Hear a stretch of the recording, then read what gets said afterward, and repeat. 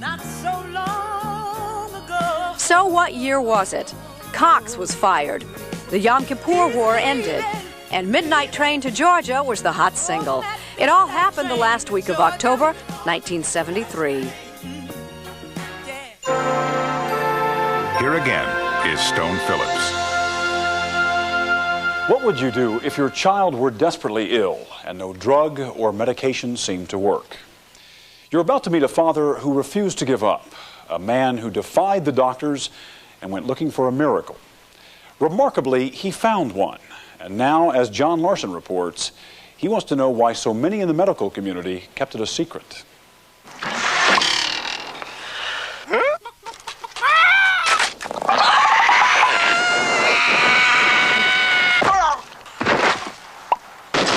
Action! Jim Abrams has made some of the most successful film comedies of the past decade. Right away back. His hit movies include Airplane, Naked Gun, and Hot Shots. But the fun stopped for Jim Abrams just over a year ago. He was finishing his latest movie when suddenly his one-year-old son Charlie began having unexplained seizures. On his first birthday, I was pushing him in a swing out in the front yard, and I noticed his head kind of went like that, and he threw his arm up in the air. Jim and his wife Nancy took Charlie to a neurologist who did a series of tests on Charlie's brain. The tests confirmed the doctor's suspicion. Little Charlie had epilepsy. Okay, Charlie. Okay. But nothing prepared the Abrams for the nightmare to come. Charlie began having many more seizures. Wow, seizure. Sometimes he'd have 100 seizures a day. Another seizure. That's Sometimes Charlie would just go limp. okay. That was a drop seizure. Other times he'd shake. Stiff as a board right now. The worst kind of seizure. Charlie. Charlie. The Abrams brought Charlie to Dr. Donald Shields, a nationally recognized expert at UCLA, who tried to control Charlie's seizures with anticonvulsant drugs. And then we lost control and just nothing was working. I think he probably had all of the available medications, and we were starting to look at some of the more experimental kinds of medications. Even worse, Jim Abrams says the drugs had a terrible side effect. They were turning his son into a zombie. You pour the drugs down the child's throat, your child's throat, despite the fact there's something inside you that says, wait a minute, this can't be right. You know, Charlie was so loaded. At times he just lived in a car seat. He was so blotto from these drugs that he was essentially non-functional. This little girl is about to have a bad epileptic seizure. There in half an hour. Here she goes. Now, while you're watching her, consider this. New miracle drugs control these terrible seizures in most of the 750,000 children in this country who suffer from epilepsy. Okay, Jess. But for this little girl and 150,000 kids like her, drugs simply don't work. The Abrams feared Charlie was one of these most unfortunate children. After the first drug, then there is only a 10 to 15% chance that the second drug will work, regardless of what that drug is. And the percentages drop from there. Even more frightening, if left unchecked, these seizures can damage their brains, retarding these children forever. So the Abrams were racing against the clock. They had to stop Charlie's seizures before it was too late. They allowed doctors to operate on Charlie's brain, but the seizures continued. They even tried a faith healer, but that didn't work either. This house was filled with tears. All of us, all the time, cried. I mean, Charlie's brother and sister literally, for months, cried themselves to sleep at the foot of his crib because they just had some sort of instinct that they wanted to be near him. His son was slipping away.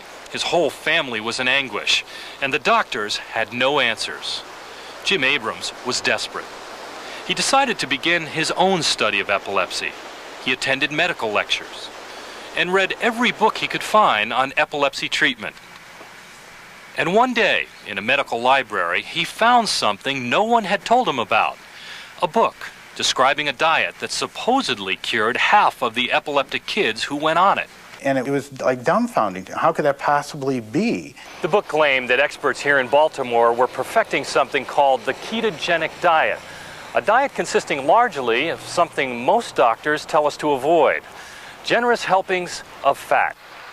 Against his own doctor's advice, Jim brought Charlie to Johns Hopkins Children's Center, where he found the man who wrote the book, Dr. John Freeman.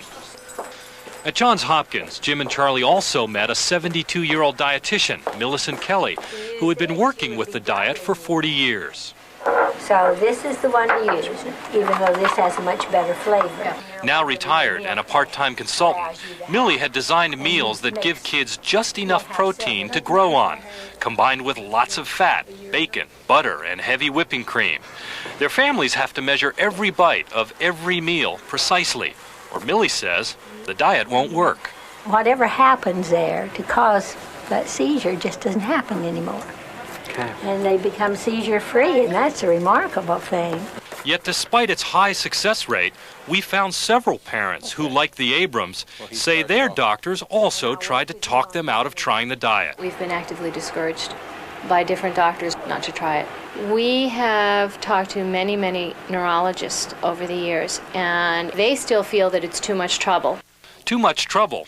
Ridiculous, says Nancy Abrams, Charlie's mom. You know how hard it is to sit here and watch him disconnect from the rest of the family and the world and fade out? I mean, that's a lot harder to sit and watch a kid seize than it is to do this diet. 60 years ago, the diet was much more widely used, after first being developed here at Johns Hopkins in the 1920s.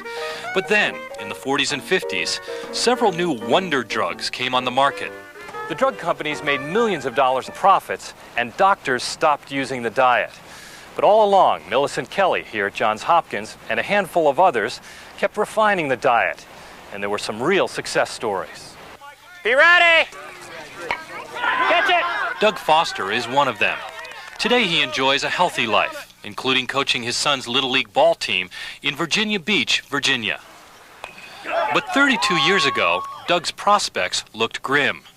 His constant uncontrollable seizures meant he had to wear a football helmet all day to protect him from sudden falls. But in 1962, Doug's parents put him on the ketogenic diet, and after 2 years, he was fine, seizure-free. And Doug had no negative side effects from eating all that fat. I suppose if I hadn't found the diet, I would be in an institution. I would be wearing a football helmet, maybe strapped to a wheelchair so I couldn't fall out of the wheelchair and hurt myself. I don't know. I certainly wouldn't be married with 3 beautiful children, with a regular full-time job and a college degree and the whole shooting match. Bobby. Finally, it was Charlie's turn to try Millie's diet. He was taken off all medications and fed mostly fats. His father says it was a miracle. His seizures started to diminish immediately. I mean, it was pretty dramatic. You could hold him and you could kind of feel him be less intense. And within a couple days, he stopped having seizures completely. Sometimes there is truth in the old ways, even if we don't understand them. Dr. John Freeman supervises the ketogenic diet at Johns Hopkins. Do you fully understand how it works? We have no clue how it works.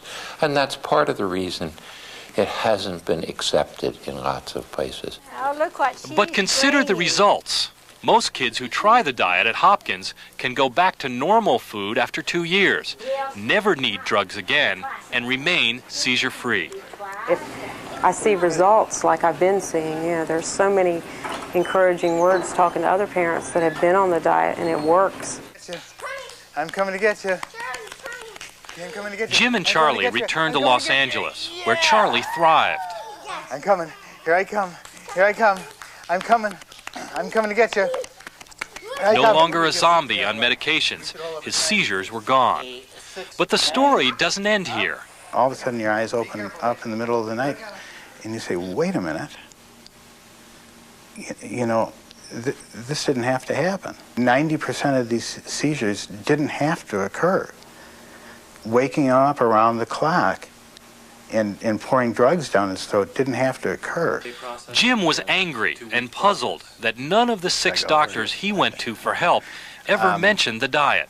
What has stopped Charlie's seizures has been in existence for 70 years. It's been sitting there. It was waiting for him. You had some knowledge that this diet was probably working back at Johns Hopkins, and yet you dissuaded the Abrams from attempting it. How come? Well, because I don't think we had exhausted all of the medical approaches yet. There were actually still other medications that we hadn't tried yet. Dr. Freeman tells us that 50 to 70% of the patients that come through his doors and get put on the diet have success. Can you think of any drugs in these hard cases that have 50 to 70% success rates? Probably not anything that comes up to that level. So why are modern doctors ignoring this diet? Charlie's own doctor has a surprising answer. There's no big drug company behind a ketogenic diet, and there probably can never be unless somebody starts marketing sausage and eggs with cream sauce on it as a drug. You're saying that in a sense, one of the reasons that the ketogenic diet is not popular at this point is because there's not a big drug company behind it selling it to the doctors. I think that's probably true. I hate to say that, but I think it's probably true. It does not come in a pill form. It cannot be administered with a scalpel. And the only people who profit from the ketogenic diet are the patients.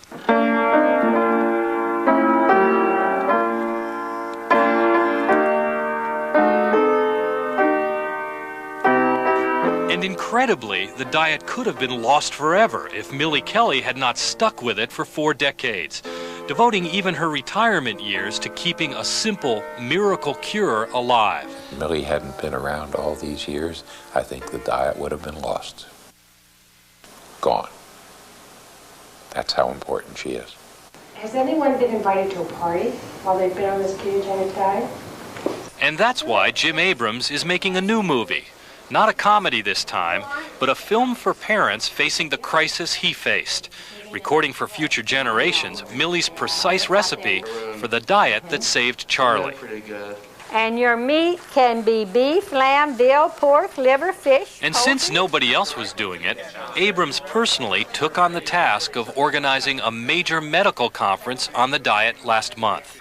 Doctors came from all over the country, even Dr. Donald Shields of UCLA, who last year had tried to talk Jim out of pursuing the diet, but now he's reconsidered. If this is going to help a kid to have a chance for a more normal life, then I want to be able to use it. 2.5-year-old Charlie is doing well, but he's still not walking by himself like other kids his age. But you're so cute. But Jim Abrams still wonders if the months of pummeling from the seizures and the drugs did any permanent damage to Charlie's brain. And that thought keeps him angry.